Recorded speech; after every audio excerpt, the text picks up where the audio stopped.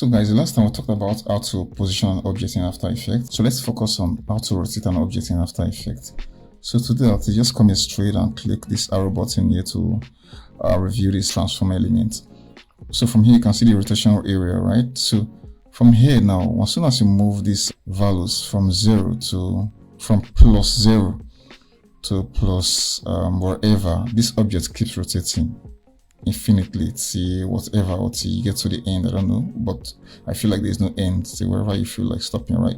And one thing you should always keep in mind is that from this value here, as soon as you rotate to 360, take a close look at that value down that is counting. As soon as it gets to 360, sorry, I think I've already moved already, but okay. But at every 360, it becomes times 1, times 2, and the other value you see before this this value here.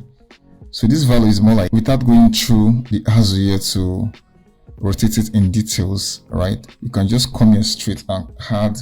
If I add 6, it means automatically I've rotated this thing 6 times, right? Without coming here straight in details.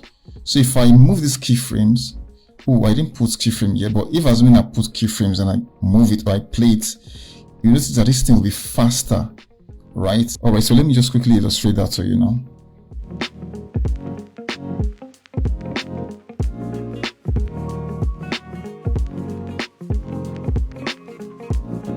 So to do that, let me just duplicate this shape. Let me move this other one here, right?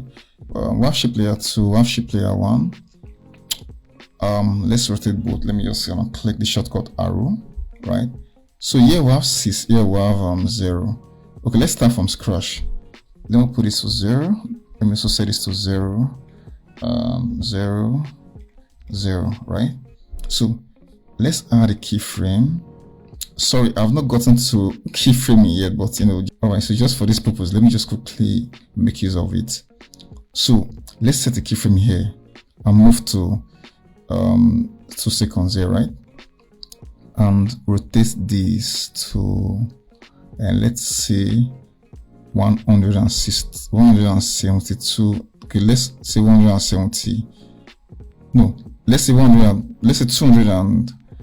206 degree, right? So if I should play this now from 1 second to 2 seconds, it's already rotated to up to 206 degrees or something, right? So all right, so let me explain the second rotation I'm talking about. So let's enable our keyframe.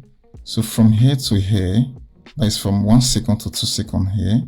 Let me change it to 6. All right, now let's play back.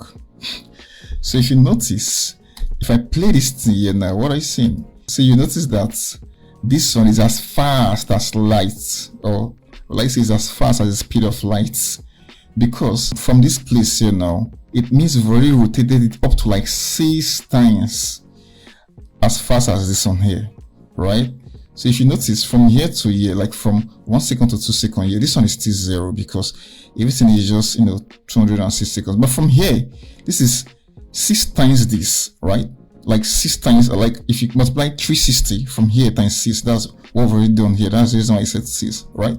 So it means if you want that bike to speed or to be running as fast as cheetah, no, it can be as fast. Okay, no, that bike is more faster than cheetah. So if you want that bike to be running as fast as power bike, all right, so we can just set this value to 6 from 1 second to 2 seconds, or maybe to any of the seconds we feel like here. But the fact is that increasing the value here makes it more faster than the way it should, right? So that's cool for rotation. So that's that for the, let me disable this keyframe back oh, sorry. Okay, so that's that for rotation. Let me just take this one out. So let me hit the arrow again. So to rotate this element, so you can see what I just did. So that's that for rotation. I don't think there are other ways to rotate an element.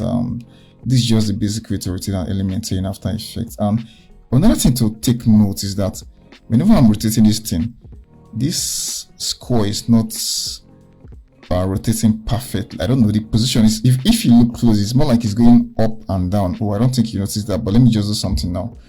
Let me create a ruler here Yeah, okay, let me create a grid. No, but let me select a ruler. Yeah, so let me bring this down here and also bring this down here. Let's quickly turn on the grid. I don't need that.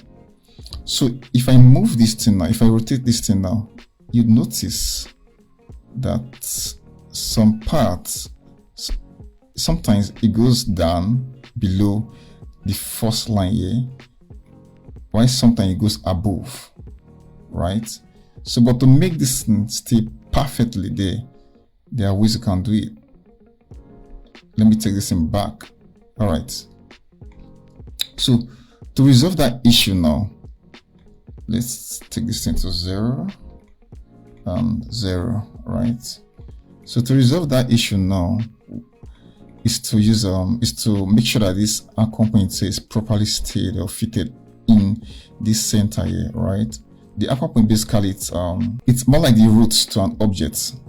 It determines the position or the movement of the object, right? So if this thing is stayed, or let me just move it to the center now. If this thing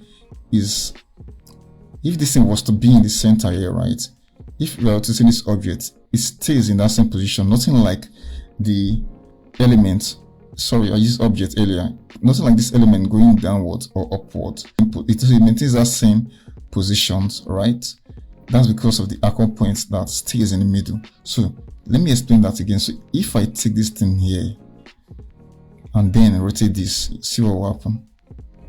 So you notice the element actually starts moving from this point here, right? So that tells you that this element here, or this shape layer basically. So let me use the word shape layer. The shape layer movement here determines, or rather it depends on where this thing or where this point stays, right? So most of the time, just to get things right, you have to, try as much to make sure that this point usually stays around the middle here for an object, especially if you want to rotate an object, right? So most of the time, take note of that. Mostly affects the behavior of the element you are trying to shape, right? Or the element you are trying to rotate.